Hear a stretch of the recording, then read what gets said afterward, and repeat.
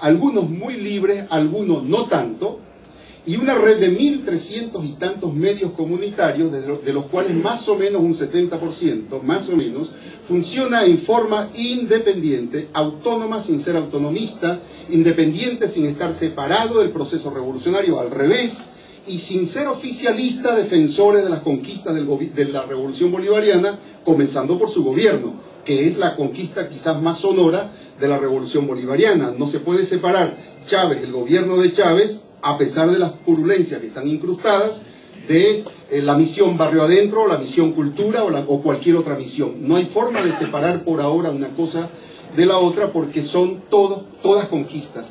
Eso lo defienden los medios bolivarianos, independientes, aunque tengan dinero del Estado y lo reciban, entrenamiento permanente, etc. Esa es una novedad para nuestra América y para el mundo en general, salvo excepciones. Es una novedad y eso hay que rescatarlo como ejemplo de lo posible, porque lo interesante de todo esto es saber que está demostrado por la historia, no por mí, por la historia. Yo lo que hago es, en ese capítulo reproduzco las lecciones que nos ha dejado sobre todo el más grande laboratorio de vida social y política positiva y negativa que jamás tuvo la humanidad, que fue el siglo XX. No conozco laboratorio más complejo y completo de experiencias positivas y negativas en esos dos terrenos que este siglo pasado. Y se demostró, pero hasta el hartazgo, hasta el aburrimiento, que no son sustentables, no tienen sustentabilidad en el tiempo, ni regímenes, ni medios que no sean creíbles para la población en general. No la población de derecha, que esa es particular. No esa población de clase media de derecha que va a ser muy difícil que la cambiemos y que le cambiemos su existencia o su cabeza. Sí puede ser neutralizada y funcionalizada, pero cambiada es muy complicado, y menos pensar en el 2 o 3% que compone la población burguesa o capitalista de un país. A esos no los vamos a convencer. Es más, sería un gasto de pólvora estar tratando de convencerlos de algo. Que la existencia les impide cualquier otra cosa que no sea lo que hacen, pero la mayoría de la población piensa como ellos. Si no, no serían necesarias las revoluciones y las transformaciones. Piensan como ellos. Hace centenares de años o decenas, según el país, piensan como ellos. Nuestra labor y la labor de los medios en general, estatal, públicos, estatales o comunitarios o alternativos, es cambiarle la cabeza, en el buen sentido de la palabra, darle un nuevo contenido sin controlarle la cabeza a los habitantes que siguen pensando, reproduciendo el sistema de ellos. Y eso, la mejor manera, demuestra la historia del siglo XX, que es cuando más medios existieron, la mejor manera es que sea libre. Porque si es libre es democrática. Si es democrática es masiva. Si es masiva es social. Si es democrática, libre, masiva y social es sustentable en el tiempo. ¿Quieren ver la misma película pero al revés? O sea, la demostración negativa de que solo así es posible. Vean las sociedades sovietizadas del mundo o vean los estados autoritarios, aún los de izquierda que tuvimos. No fueron sustentables. No fueron sustentables, ni siquiera es un problema de gusto. Si para desideologizar el cuento, si el capitalismo, la burguesía, hace 200, 300 años, 400 años, hubiera demostrado que solucionaba los problemas de la humanidad, habría que ser capitalista. La palabra no es el problema. Pero demostraron exactamente lo opuesto, que han destruido la humanidad y roto sus matrices de sustentabilidad. Nos están llevando al borde del colapso. Bien, no existe un solo proceso del siglo XX, como el de Chávez, o como el de Cuba, o como cualquier otro, donde, por ser no creíble, donde se pudo sostener su continuidad en el tiempo y en el espacio nacional o internacional, si no tenían medios creíbles. No es una cuestión estética o de gusto personal, es que si no somos creíbles como medio, como información y como gobierno, en algún momento se agota. La gente cambiará. Si no, pregúntenle a los sandinistas en 1989 por qué gana la derecha que ellos habían derrotado con las armas en la mano, dejaron de ser creíbles, y eso no es un pecado, eso es un error, no es un problema moral o ético. Bueno,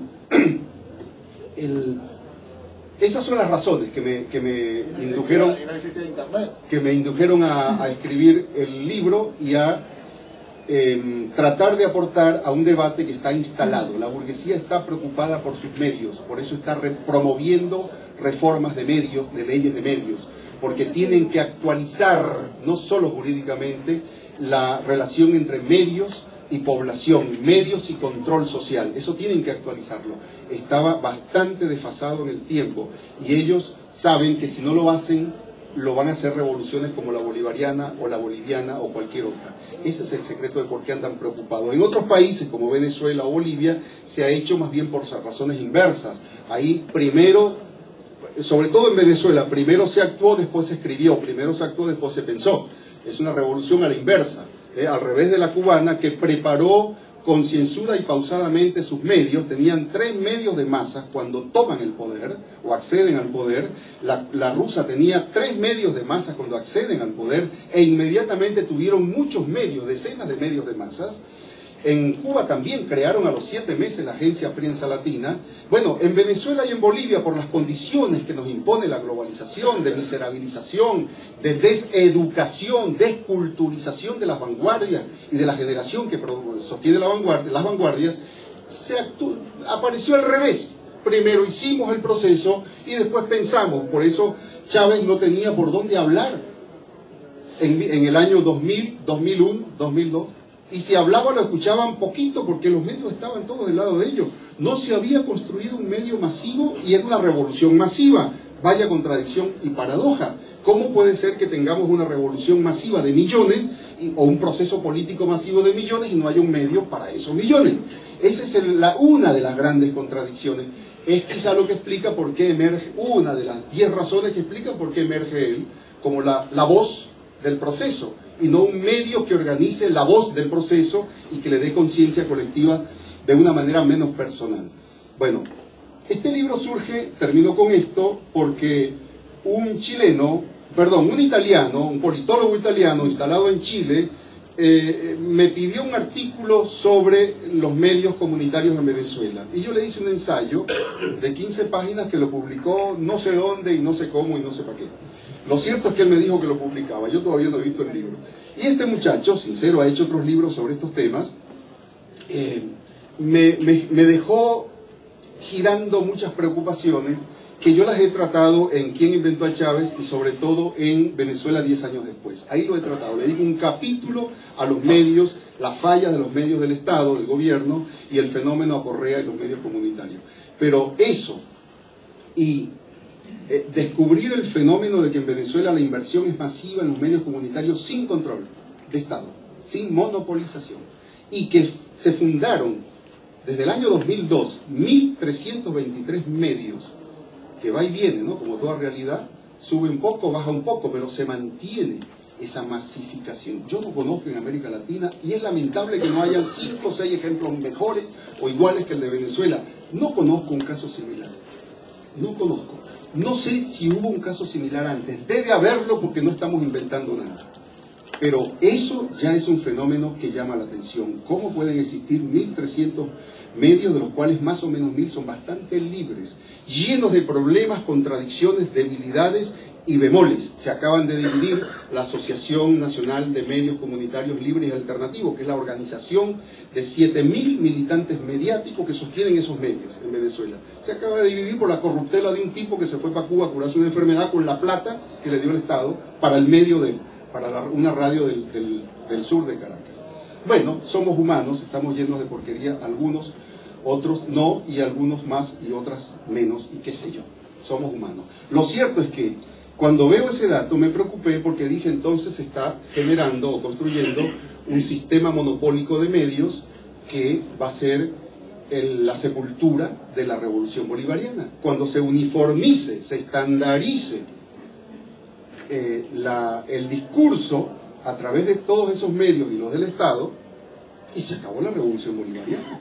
en algún momento la gente va a decir, ah, bueno, ¿cuál es la diferencia con Venevisión, Globovisión y Radio Caracas Televisión, que decían exactamente lo mismo? No nos quejamos acá de las corporaciones privadas que hacen eso. Un solo discurso, generalmente la misma matriz, reproducida en distintas versiones estéticas. Eso sería lo que ocurriría. Cuando descubro que no es así, en general lo sabía por Aporrea y otros medios, pero ver en tanta cantidad, y me dediqué todo el mes de enero en Venezuela a hablar con decenas de medios, a visitarlos, a ver si era así, a conversar con ellos y a trabajar eso que llaman los sociólogos trabajo de campo, a hacer ese trabajo en vivo con ellos en 3 ciudades, pude entonces verificar que es así. Son medios independientes. Y ese es el secreto de sustentabilidad de la revolución bolivariana en el corto y mediano plazo. Porque como toda revolución o proceso de ruptura con los dominadores, es un proceso que vive bajo peligro permanente y vive bajo asedio constante. O sea, o se defiende bien y con mucha inteligencia política, o sus debilidades serán los clavos de la sepultura con la que nos van a sepultar los enemigos. No son, los enemigos siempre serán malos, porque para eso son lo que son. El problema es qué hacemos, qué dejamos de hacer o qué hacemos mal o bien nosotros. La calidad depende de nosotros, no de ellos, para que el resultado sea sustentable en el tiempo. Ese es el ejemplo del siglo XX y eso me preocupó reflejar bien con estadística y con análisis y cuentos, o sea, anécdotas o